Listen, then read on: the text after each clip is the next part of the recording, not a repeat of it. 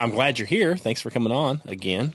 Thanks, Kenny. And you're welcome. And obviously, we talked last time we talked, like you were saying, I was a beginner. I had found you through some resources and watched hundreds of videos. And I'm a Bible believer anyway. And then when I really got to delving into the Bible, I believe that the Bible teaches it as well. So, of course, I'm 100% sold on it. Nice. Uh, yeah. So we talked and we talked about it, and I did some stuff, and then I ran with it. And one of the things I wanted to talk to you about this time is, well, just everything in general.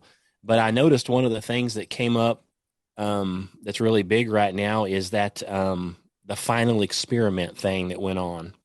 Okay. And I've watched people go back and forth and argue, and they're still saying people are lying about what happened over there. And of course, I don't know any of the people that went over there. You do. hmm Um, and personally speaking, it wouldn't matter to me what they found over there because I didn't know anything about what they were looking for to begin with. I was a flat earther before they went down there, and I'll be a flat earther no matter what they say they found or what they did find. It doesn't mean anything to me. So, Well, that's funny you should say that. Because we agree. It's not. I was the one that was supposed to go on that trip, and I turned it down because it was just a false dichotomy. The final experiment. It's not an experiment. It's an observation of the sky. It doesn't prove anything other than our understanding of the sky. But right after the recording of this, I'm releasing a video with Marty Leeds at the top of the next hour about how I think everyone down there was duped. I think this was a massive NASA operation, and they faked the sun in the sky. They didn't have shills, they didn't have liars, they didn't have green screens, they didn't have a studio. They were in Antarctica, and all of the flat earthers, and maybe even some, or probably even some of the globe earthers, definitely some of them, um, were also fooled. How about that? right. Well, I remember you saying that, and that possibly there was some gigantic thing going on there. And the funny thing about that is, I watched a video, a Pastor Dean Odell, I think is Yeah, his he name. said, I think he said the devil was responsible Yeah, for the sun. yeah. He was like, I mean, of course, he has no way to Well, prove it either if way, but he's if like, if if the he's talking about the devil as in Will Duffy, maybe. right. Yeah, so it's like, well, he said if this really is a big, of course, he's like me, he thinks it's a biblical conspiracy and Satan is behind it, Yeah. Satan's behind this whole everything there is, to do with the globe and all that. And he really wants to get some people down there and get somebody tricked. It's no big deal to have key players down there that, we don't know what they're doing down there. Everything's secret. They've supposedly done all kinds of weather manipulation and stuff down there. So if there was any place you could go down there and project something in the sky or You're onto manipulate it. the weather You're so onto it's it, man. perfect, that'd be the place to do it because So there's nobody there to. let me tell you how they psyop people into thinking that wasn't possible. When you new to flat Earth and you Google flat Earth, you get the image of the disk in space with the water falling off the edge, and then you look at that and go, "Oh, flat Earth is stupid," and you never look at it again. That's called a red herring, and you rule out flat Earth, and that's what they hope. People will just say, "Oh, flat Earth is so stupid. Look at that." So they did the same thing. This is an operation, in my opinion, that's been ongoing for years, at least four, maybe a lot more. And this wasn't just something a pastor at a random church thought up, grassroots. This is a NASA operation like the moon landing, but it's a billion times easier than the moon landing because the moon landing, the launch and everything, they had the entire world was watching, television cameras, people, camping, parks filled with people, stadiums, right? People were everywhere. What do they have here? They got three people in a remote, desolate area that's controlled by NASA. What do we know about NASA? They lie, they cheat, they deceive, and they're here to hide the flat Earth. That's the purpose of NASA. So what they did is they a few years ago they leaked sun simulator the sun simulator, which is a whole bunch of light bulbs together and it supposedly simulates the sun. Now Even if they probably do have ways to float that up in the sky with anti-gravitics or electrostatic levitation and stuff, but with today's optics and stuff zooming in on that thing, it's not going to look like the sun. How are you going to do sunspots? How are you going to, basically, if you look at the sun simulator and use your mind, you're going to go, that's stupid. It's not going to work. Therefore, they don't, you just throw out the idea that they were faking the sun. They're faking the sun another way. And my video that's coming out literally in 1 hour from now is going to show you how. Okay, well that'll be a good video. I'll link that to my website. Cool. Well, yeah, well, that's what I thought. I saw the videos, I've watched them, and I've watched people go back and forth, and it kind of split some people up. And some of the flat earthers that I was following are calling some of the other flat earthers liars, and Oh, some of them are, if they agree with you, they're lying. They're saying you're lying because well, you're, and it's like, I mean, I, I believe that they could have been duped, the yeah, same as well, what you're saying. they were totally duped. And so here's the thing. Innately, all of the people that are freaking out, they know that there's a deception going on. But because they had the red herring of the sun simulator, they've ruled out faking a sun in the sky. And so they're going after the only other way. Well, that means that people are in on it, and they're looking for anomalies, and they're finding anomalies that they don't understand. They don't understand that when you have packed snow in Antarctica, you're not going to leave a footprint in many cases, and so they had footprint gate, and then they have stitch gate, where they're like, look, there's a stitching line in the sky. That must be the edge of the screen. No, that's just the 360 camera stitching, which it does in hundredth of second intervals. And then they're like, oh, Austin Vape Gate, right? Well, Vape Gate, the story was that he was not in Antarctica. Well, he was in Antarctica. He knew he was in Antarctica, and he was perplexed that people didn't believe it. There's no reason for him to fake, being there if he's actually there. And it was all proven later. And Shadowgate, where McToon walked across and his shadow grew in length. And I was like, oh, that is interesting. Right. So I brought my wife outside. I made the same camera movement, had her walk the same way he did, and her shadow tripled in length in 3 steps or 7 steps.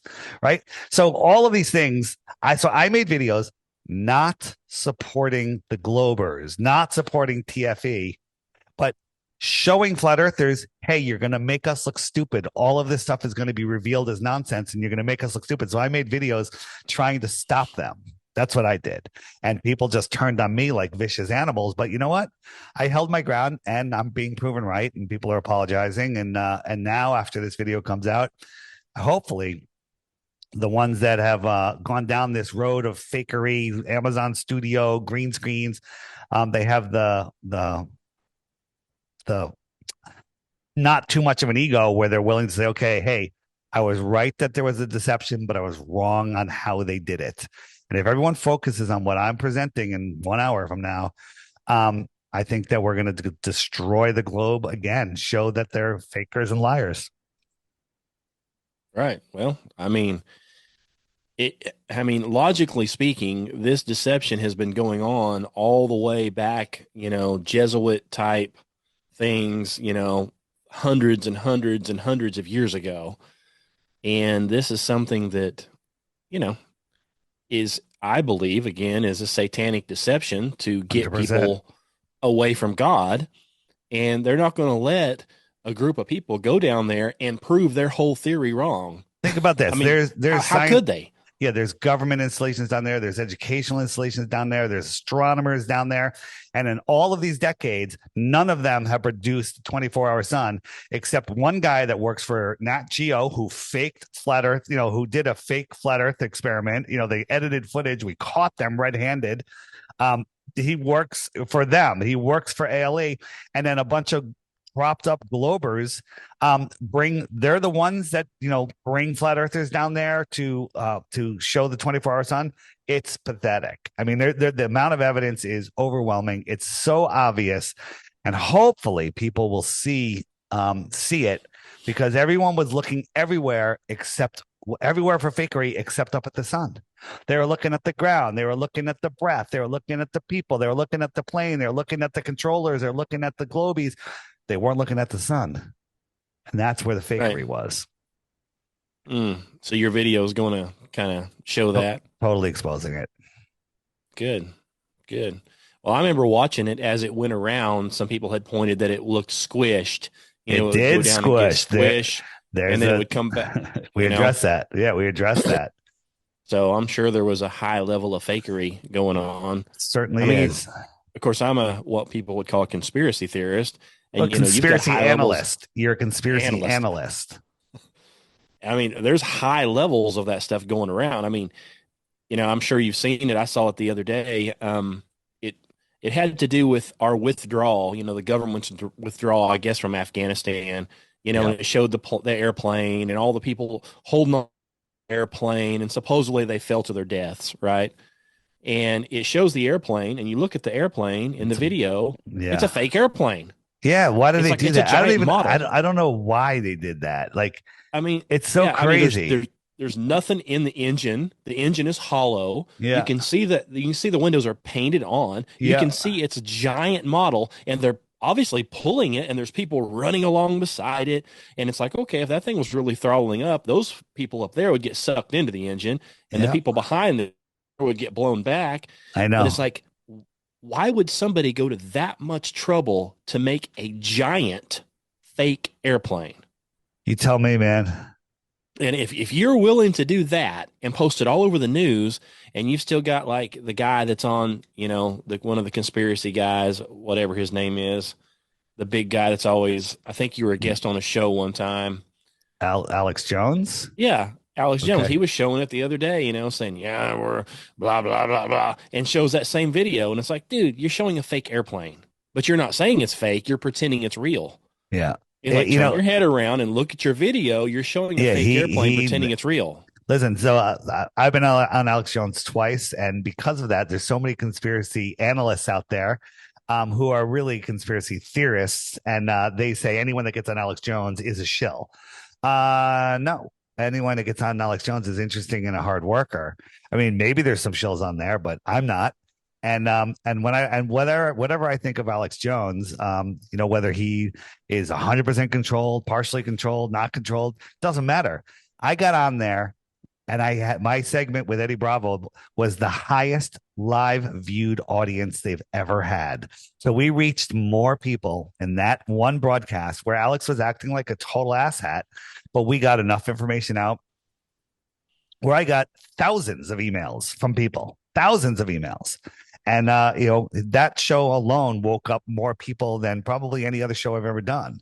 So again, people can think what they want, but we can use anyone's platform to reach their audience. It doesn't matter who the host is.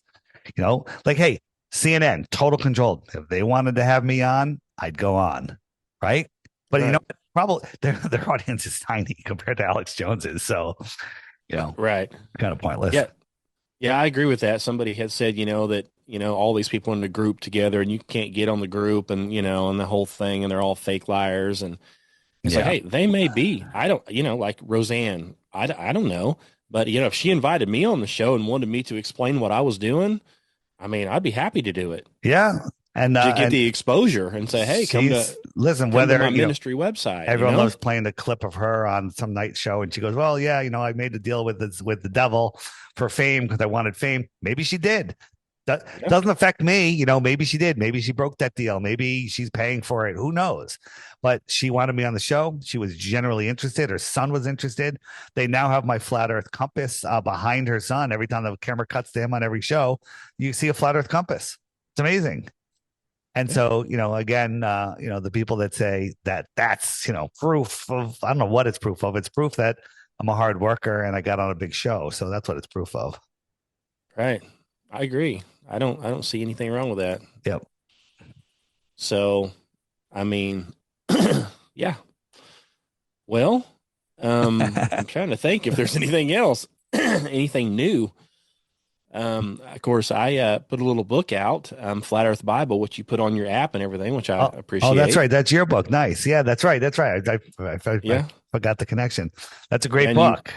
You wrote the little intro to it, I and did. so I appreciate that. That's awesome. That's in the biblical section and on the featured page, I believe, on the app. So Yeah. hopefully, more and more people see that over time because printed books are the way to go because I think that all of our electronic stuff is going to be highly censored more than it is now in the near future. I agree. Yeah, and it's one of those things. It's the same thing as like baby pictures. I was thinking about this years ago, when you had all these pictures and you've got this big box of pictures you can flip through and look through. And then they're like, "Oh, don't print off those pictures anymore. Here, take it on this digital camera and you can store it." Yep. Well, that stuff's gone. It's like stuff's like, "Okay, where'd that chip go that had all those thousands of pictures on it? I don't know. Or Well, where'd you that got to look disc at go it. that had I mean, there's it's good and gone?" bad to everything. Look at all the people, their houses that are burning up in California. They lost everything except their cloud photos are still available. So they didn't Well, lose their that's true. photos. So there is benefits and to everything. It just depends on how you use it. Well, I guess you're right about that now, like on your iPhone or whatever, you can upload it to the cloud and back it up. I remember initially when I was taking pictures of my daughter, there was no such thing as that. Yeah. And they're just if you didn't have a hard copy and then something happened to your disk or your computer fried or something that you had all these pictures on, it's just I'm gone. I'm a big fan of not using the cloud, but the cloud actually works. It works because eventually, who knows what's going to happen with the cloud.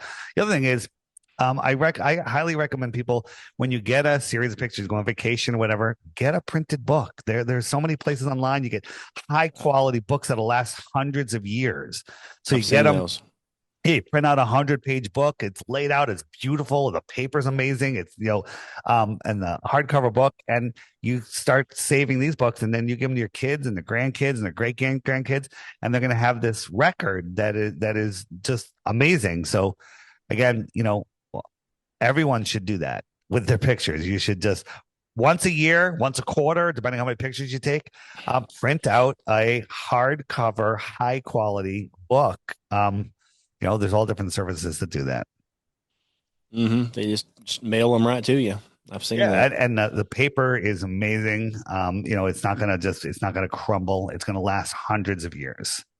hmm Well, I'm really, really interested in seeing your video. That's going to be interesting, I think, as I follow a lot of flat earthers and I've been doing a lot of studying on it. And a lot of people are really smart on the subject.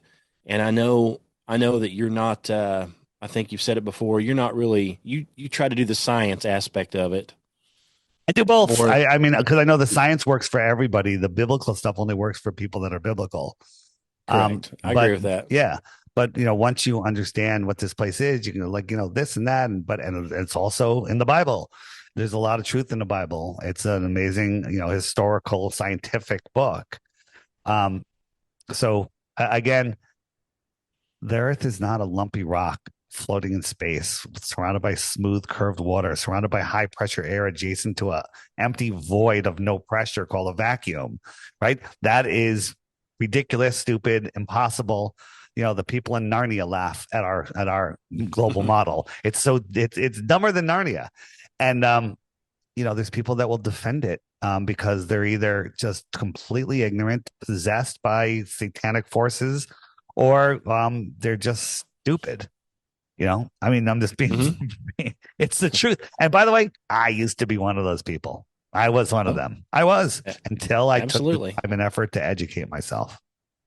Yeah, I was too for many, many years. Yeah, so we were And all there. So when we're, you got to be kind to innocent, ignorant globers, right? It's the right. it's the it's the it's the anti flat earthers that will never ever concede to anything. That believe we landed on the moon. That believe that it's condensation coming out of the back of airplanes. That believe that the thing you stick in your arm is good for you. They believe hmm all the nonsense. They all carry the same line, and they also believe there is no God, right? So all of that together just shows you what where these people are coming from. And then when you actually use your brain, your common sense, and stop listening to nonsense, you you realize your true potential, and that's what they don't want. They don't want people living to their true potential. Right.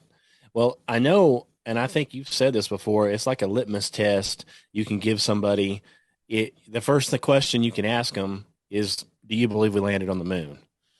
Yeah. Now, if they say, "Well, of course we did," and then you don't dare if you say, "Well, do you are you all Yeah. about getting I don't know if you ever heard medicine this. for diseases you don't have?" And they're like, "Yes," you're an uphill battle right there. It's over there. It's over It's there. I move on from that point. But I'll tell you something. The truth, when Flat Earth first started, and we were all, before Google Hangouts and everything, we were just on Skype having all night calls with, people that are pretty big flat earthers now, and we'd be talking this and that, And then I would literally like, I'm in this group, we're talking all night, and then someone mentioned the moon landing, and I said, wait. We didn't go to the moon, and the entire thing they're like, what? You think we went to the moon? I'm like, yeah. And they're like, have you looked into it? I'm like, no. And then literally it took me 10 minutes to go, holy crap. And that was quite early on in my truth journey. But I kind of came in backwards. Normally people find the moon landing fake and then find flat earth. I did it backwards. Because I'm dyslexic, I right. think. Maybe because I have dyslexia. Well, I've wondered about that. Of course, I've never believed in the moon landing. I've always thought it was fake, but I never even considered that that Space. space was fake. I never Yep. considered that, Yeah. I thought and they were it hiding wasn't the until moon the flat landing. Earth. Yeah. Sorry. Go ahead. Go ahead. Go ahead. Yeah, I was just saying. I just never put the two and two together.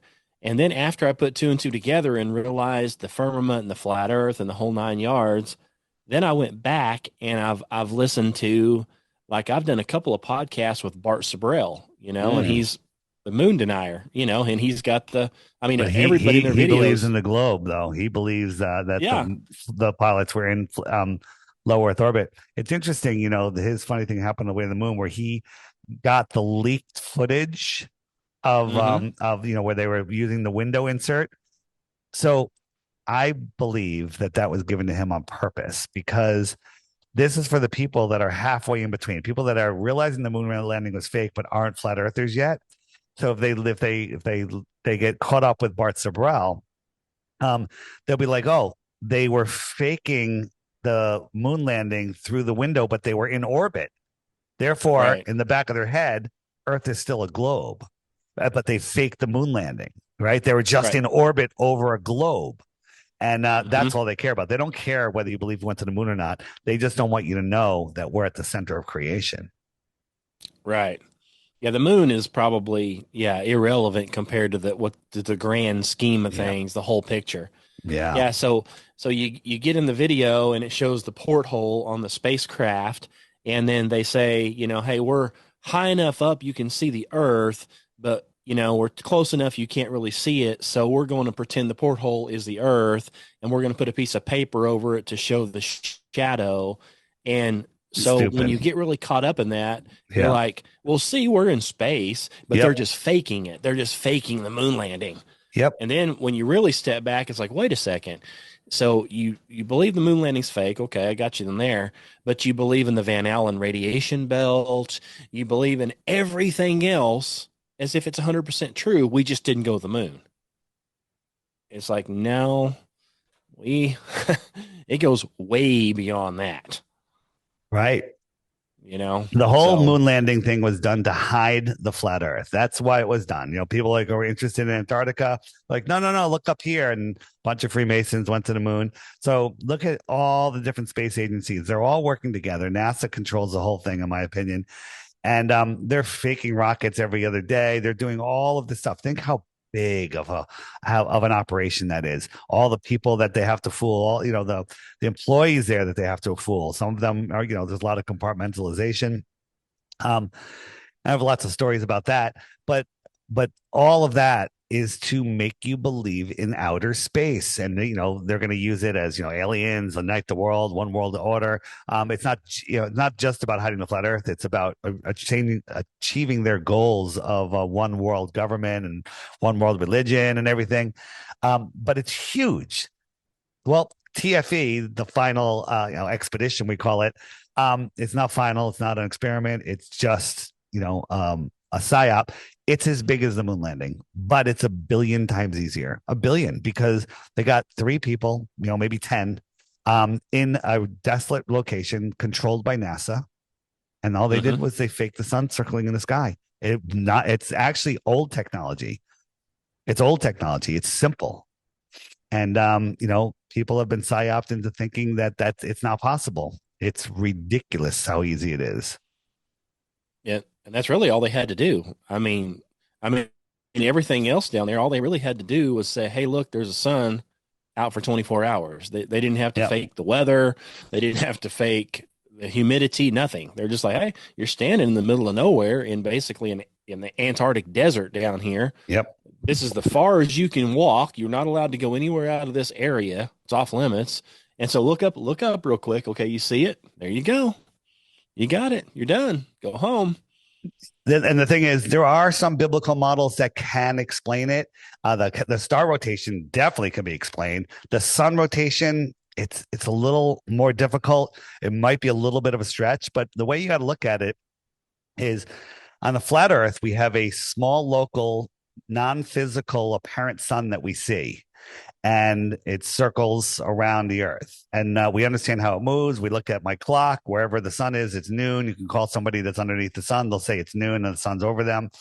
So that's proven. The question is, what happens when you go outside of the edge of Antarctica?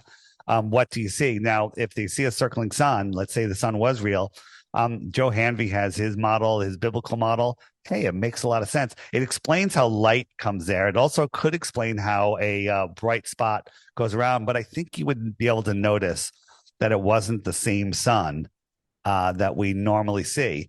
But there are other even far out models that it could be. All right. So you have all of those options in the flat Earth sun. Well, if you're going to say that light in the sky that circles around Antarctica proves we're on a globe, you have to say that light in the sky is 93 million miles away from Earth. It's in a space vacuum, uncontained. It's helium and hydrogen that have so much mass that it has gravity, and it could hold on to Pluto. It could hold on to Jupiter and Saturn and Mercury and Earth, but it ignores all of the moons in between, right? Because our moon comes around the earth towards the sun, doesn't go faster. And when it goes away from the sun, it doesn't go slower, right? So the sun's gravity, made of helium and hydrogen that defy gravity in a space vacuum that can't happen because it defies every law of physics. It burns 640 billion tons of helium and hydrogen every single day, but it never gets any smaller and nothing's refueling it, right? You have to believe in that and say the motion of that in the sky determines the shape of the ground that we've measured a million different ways to Sunday. It's the dumbest thing I've ever heard. Hmm. I agree. Yeah. So, And if somebody brings up TFA and they don't want to believe that they faked the sun, just explain to me how you have helium and hydrogen. How much helium and hydrogen do you need before it collapses rather than violently fill the available space? When you have a pressure difference, if you have a box of air in a vacuum and you make a hole in that box, if it didn't explode already, it's going to violently fill the available space, right? And then they say that, oh, gravity is holding the air down. What? Right? We see right. clouds going left and right at the same time, different layered clouds going in opposite directions. How's gravity holding the air down? Well, you know, it obviously it doesn't take very long. If, of course, I'm on X and other places, but it doesn't take very long if you're a flat earther to get somebody to come up and say something so ridiculous and off the wall. You can imagine. I'm sure you've heard it all. The globe religion is a strong one. It is. And so I had got on a conversation with somebody here a while back where they were talking about these airplanes flying and all this stuff, and they're saying, "Oh yeah, this proves it's a globe." And I have a commercial pilot's license myself, and so I told them that. Of course, they rattled off some kind of equipment, and it What? was the name of a machine, okay, that supposedly is in these airliners, and So we're talking about a gyro with pendulous vanes. I don't know. I mean, I know Okay. what a gyroscope is, Yeah. and I know what gyroscopic rigidity in space is. Yep. And I even have an old gyro out of an airplane, and you can ramp it up and you can move it around and it stays level. It stays level no matter what. Yeah. Yeah. In And space, rigidity and yeah, rigidity in yeah. space So the is the plane turns key. left or right or dives over the earth and goes, 90 degrees down halfway around the earth. It would be sideways. It would be pointing upwards from your Yeah. orientation, but It it would show doesn't me. change. It doesn't change ever. And then they say, Yeah. well, the pendulous veins. Well, the pendulous veins were added, in the recent past. What about the gyros before that? The pendulous veins don't. I think that's just how they recalibrate themselves, but it's all stupid. It's all just the dumbest stuff ever. On my app in the frequently asked questions, there's a gyro section, I think. Or maybe it's in the airplane section. There's all sorts of videos on that.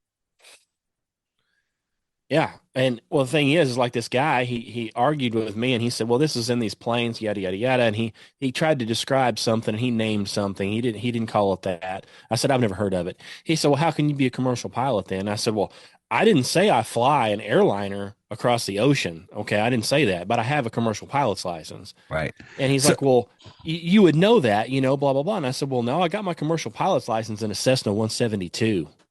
He goes, let me ask you that's a the most question. So ridiculous thing I've ever heard. you're flying to an airport, and let's say you're flying at 30,000 feet, and you're 100 miles from the airport, and it's now time to descend. How do you calculate your descent to the airport? Well, in a Cessna, for Yeah, example, I yeah. mean, you would, well, I don't know. Of course, number one, you wouldn't fly at 30,000 feet in a Cessna, number Okay, so one. how it was 10,000 feet, and you're 100 miles. So how do you calculate your descent rate?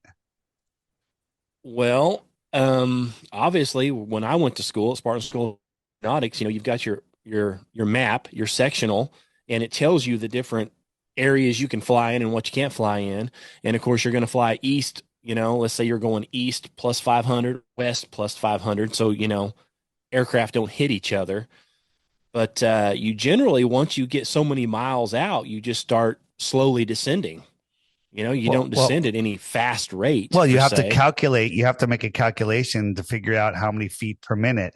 Like if you're at 10,000 feet and you want to come down at an even rate, and not have to nosedive at the last second, you got to drop a thousand feet a minute or 100 feet per minute, right? 100 feet per minute or 1,000 feet every 10 minutes, every 10 miles. All right, Right. 100 feet per mile, 100 feet per mile, or 1,000 feet for every 10 miles. Right? Did I get that right? Yeah.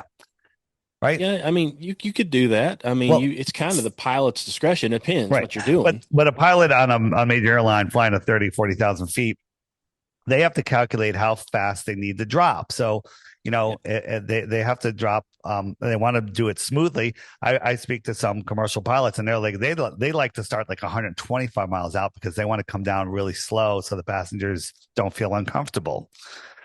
So when they do their calculation, okay, 125 miles out, I got to drop at X number of feet per minute, or per mile to have a smooth landing without having to nosedive to get to the runway at the last second.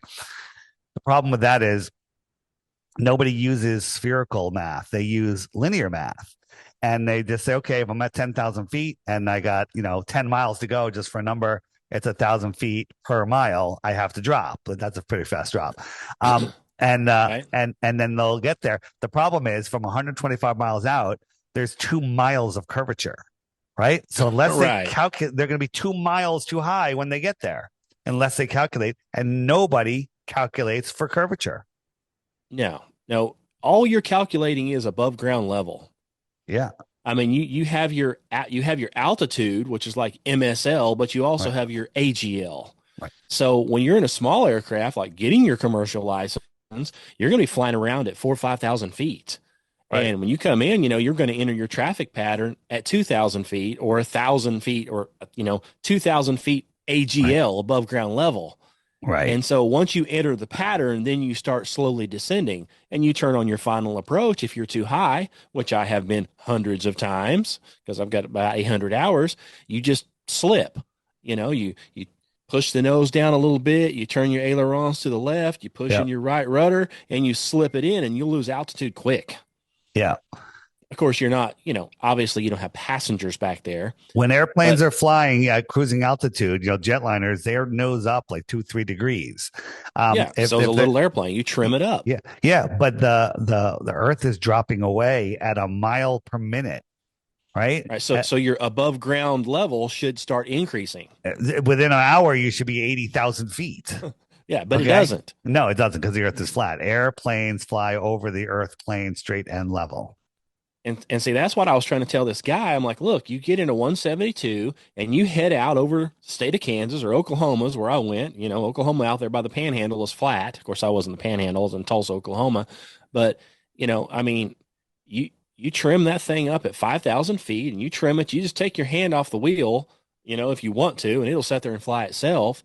There's not any electronics doing it. It's a trim tab. Yep. And there's really no electronics telling you your attitude. It's a gyro. It's a gyroscopic thing that you had to manually set once it came up to speed. And it's like, and you just hold it there. If the Earth was dropping away, your above ground, your AGL would continue to get higher and higher, and pretty soon you're no longer at 4,000 feet above ground level. Right.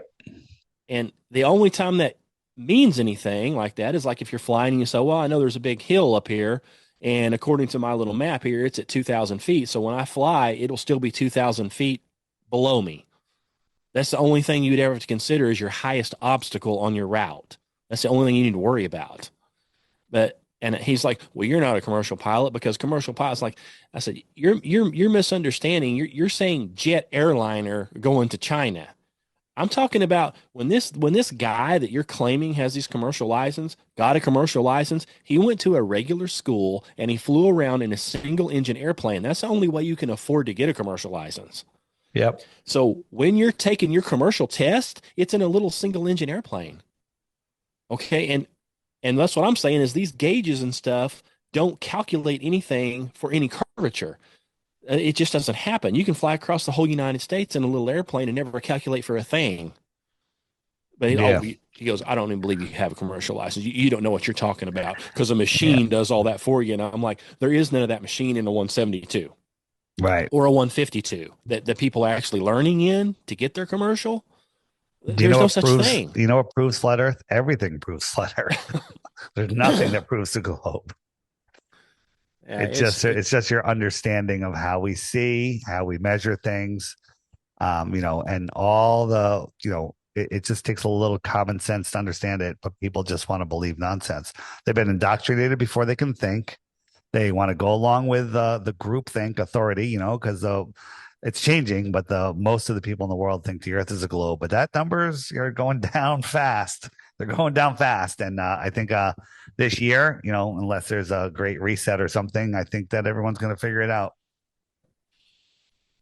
Well, I don't know if you saw the deal that was posted when TikTok got banned there briefly, that it was like the highest thing that's being searched for on TikTok. It was like in the billions of searches was flat Yeah. Earth. Yeah, now And they've changed the algorithm though, and it's a lot of people aren't getting served the flat Earth stuff.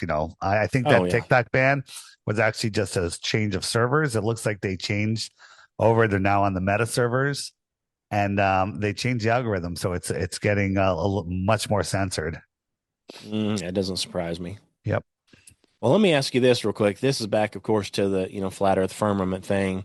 I had read a thing where they were saying years ago, the government, when it came to satellites, Yeah. of course, obviously most of them are probably just on balloons. Um, they were saying that they had thought that the government had somehow was attaching these different things, reflectors, and these To the they're firmament. using air quotes satellites, yeah, to the firmament. That they have No, things that is attached. possible, but I'm actually premiering a video that and I've talked to we've done videos on this in the past where Project Fishbowl is when they were shooting missiles up at the firmament, and when you hit the firmament with a missile, I think they can even do it with lasers. I'm not sure, but it literally electrifies that spot, and it has these amazing properties, and it stays there for decades, right? And Hmm. when you shoot a beam at it, a signal at it, it'll send that signal back directly where it came from, no matter what angle it hits it at, and it'll also send it off at another angle. And so that's exactly what a satellite would need to do. And so this whistleblower in the satellite business who was talking about this, he said that the as it decharges over the decades, it's not like a linear thing where it gets weaker and weaker and weaker. It just decharges and then all of a sudden it stops working. It doesn't like stop working a little bit or become weaker. It just goes to the point where it stops working. So now we have all of these mystery asteroids that are coming between us and the moon. And he speculates that they may need to start shooting up at the firmament again, and it would be something that could be seen, so they can claim that they're deflecting asteroids coming in. I also, he didn't mention this, but this is just me. All the Elon Musk rockets that are going up, the ones that look like they're scraping the firmament, maybe those are up there charging the firmament also for reflective signals. I know that there's something geostationary in the sky, because back in the 80s, was it in the 80s? Yeah. My father lived on a little island in the Caribbean, and he had like a 15-foot dish on his roof that actually moved. And there was 5 or 6 or 7 different spots where you can pick up a dozen channels. You would move it, and all of a sudden, bam, there's a dozen more channels, and bam, there's a dozen more channels. And it was picking up a signal from the sky. So I think that's exactly what they're doing. Just have it's being transmitted from somewhere to that spot. You point your dish at that spot, and that's it. That makes more sense than balloons. Imagine trying to keep a balloon over a directed, dish. Not going to be easy to do. Yeah, that does make sense. If that thing could reflect, you could have a ground-based type satellite thing, and you could just aim it at one area in a region. And Yep. then when you go to somebody's house and set up their satellite and they say, oh, Point it we're, right we're there. aiming this in space. Yep. Well, you're just aiming it at the reflection point on the firmament. So technically, I guess that's space, Yep. but it's not a satellite in space like they're claiming.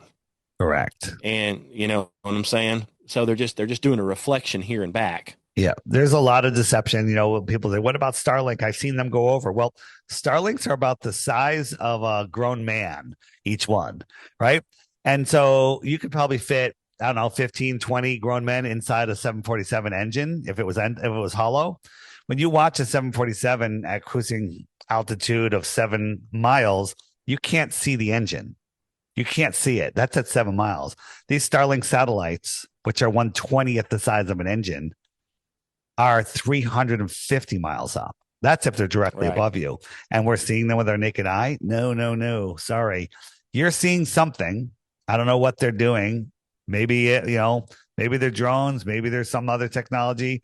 Maybe they're just a deception to make you think that Starlink works. Starlink does work and is working off of the firmament, if you ask me.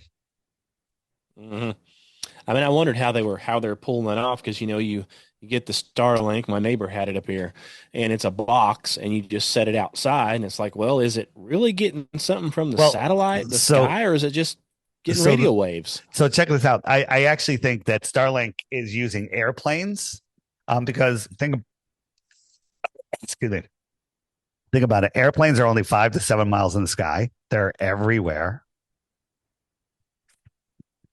They have all of the Wi-Fi equipment. They have everything on there. They have a power source. They can be serviced on a daily basis. They're they have everything. Like, look at them like a cell tower.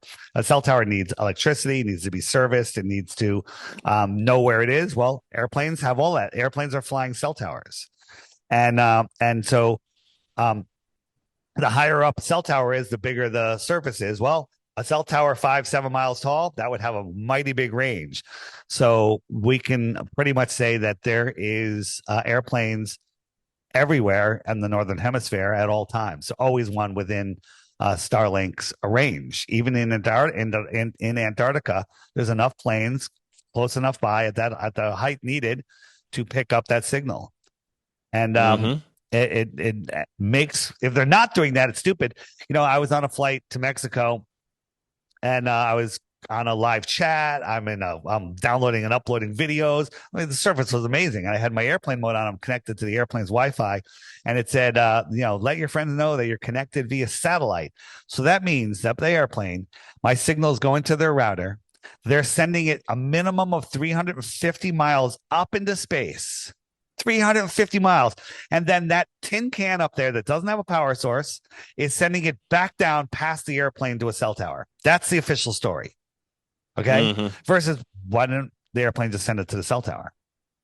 Yeah, that would make more sense. No, it doesn't make more sense. It's the only thing that makes any sense. Yeah, yeah, I mean, the airplane is doing the transmitting. Yeah, it's doing the transmitting. It's Transmit transmitting to it the to a tower. land-based, a tower. Why transmit it to a tin can that's floating in space above you 350 miles away minimum? Right? It makes no sense. That actually reminds me of something a friend of mine tried to get me into a while. It's been a couple of years ago, but he had, and I'm sure you've seen these things. It's like a tracking device, is what it is. I think the Apple tracking device is the same way now. Yep. But basically, you bought this little box and you put it on. If you've got Wi-Fi like I have, that's always on DSL, you just put this little box up with an antenna, and you have to buy it. But what they were saying is when somebody drives by and they're running this app, whatever this app is, it would ping off of your thing, off of your little antenna. And you would get like a couple cents. So you could make money, as these people are bouncing off. And I said, well, what is it exactly? And he said, well, it's a way to track these different things. And how it's doing it is it's doing it because if enough people have it in an area and they all have those little antennas up, it's basically their Wi-Fi and their internet's what's providing its connectivity. Yeah. So they can pinpoint where it is based off where it's touching these people's Wi-Fi stuff.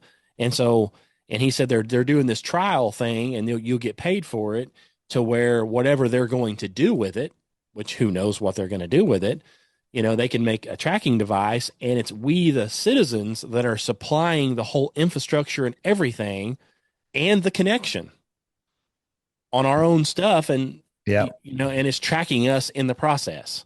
It's the same thing. You put the thing on the airplane, it does the work for you. The airplane's already in the air. Well, you got 10,000 airplanes in the air. Well, there's your Starlink. When the Ukraine war started, Elon Musk said, "I'm shutting down Starlink over Ukraine." You know why? Because they had a no-fly zone. No airplanes, no Wi-Fi. There you go. That makes perfect sense. Yep. Yeah, well, like I said, I know they can do it with your own simple little router and your own Wi-Fi at your house. And then I got to looking into those air tags, like that Apple comes out with, so you can find your stuff. Yeah, and you read the detail on it, and it pings off people's iPhones. It pings off of iPhones. Anyone that has Bluetooth on, it picks it up, uses their location. Yeah, it's amazing. It works well. Yeah, so I mean, if you can do that simply and it's getting pinged off their iPhones and they don't even know it.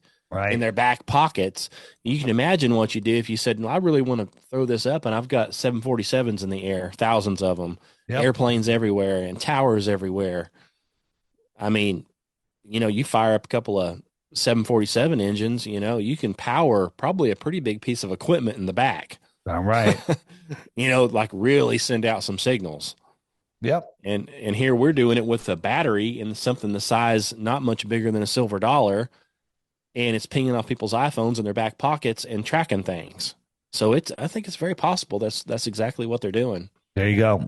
Lots of information in the satellite section on the frequently asked questions page of my app, flatearthdave.com. If anyone wants to learn more about what we're talking about, I have my app there, and I also have the crash course. Just watch the crash course, and you too can lose the respect of your family and friends. Yeah. And I have that app. It's a pretty good little app, and it's got a lot of stuff on there you can click on that you can't find anywhere else. So it's. Yep. I tell people just watch the daily video every day where you have your coffee or tea or whatever you have in the morning. And within 2 weeks, you'll be a full on flat earther. Guaranteed. I can agree with that. Yeah. And and I've got some people I have sent over there and tried to get them to watch a couple things, and it's either pride won't allow it, Yep. or I'm not exactly sure Tell won't. them that I'm offering 3 Bitcoins if they take my challenge. They have to watch the daily video every day for 2 weeks. At the end of the 2 weeks, if they have a globe proof, they win 3 Bitcoins. That's not 300 grand, 330 grand. Say they're up to 100 and some odd grand now. Yep. So that should motivate them. And if they're like, well, no, I'm not going to do it anyway, then they're not interested in learning. Right? There's, you have to use your mind. A lot of people don't want to use their minds. Whatever the easy way is to say, it's stupid. I'm not looking. That's easy. That's easy. Yeah. You don't have to actually think. And a lot of people don't know how to think. They only know how to memorize and regurgitate and, repeat what they hear. Yeah, and what I've run across is a lot of people are like, what does it matter anyway? I've still got to go to work tomorrow. I don't care. I don't care what the shape of the earth is. That I said the same thing. They just don't care. And it's like it doesn't affect me any. It does. That's the biggest case of Stockholm syndrome ever. And I have a guy that I talked to, and I went to a party, and it's about a Bible thing, and I read stuff, and of course he says I misunderstood it.